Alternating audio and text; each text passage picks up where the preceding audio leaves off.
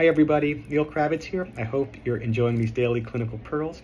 I received a request whether I could try to incorporate my clinical pearls with some of the ABO reading material, and I think that is a wonderful request.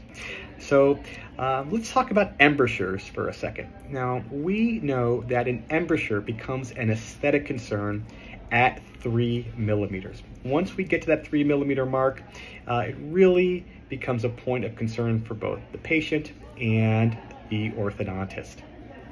Now, one of the reasons we get an embrasure, one of the reasons the papilla does not fill that interproximal region is because the distance from the contact point on the teeth to the apical crest in the bone exceeds 5 millimeters. At 5 millimeters, a papilla will always fill that interproximal region. But once it goes to 6 or 7 millimeters, and what we're talking about is the distance from the tooth contact to the apical crest.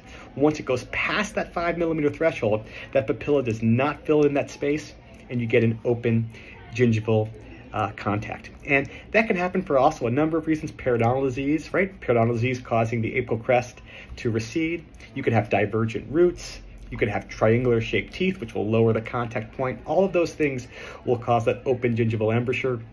And what's the most obvious way to fix it? You can broaden the contact point by doing IPR and bringing the teeth together. You can converge the roots orthodontically. You could also do a little bit of bonding or even periodontal surgery. So what I want you to remember is we want to have less than a 3 millimeter embrasure.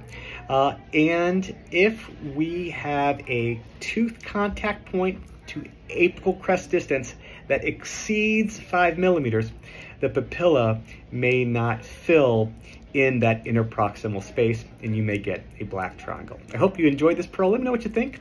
Thank you guys so much for subscribing to this page. Thank you for supporting the JCO.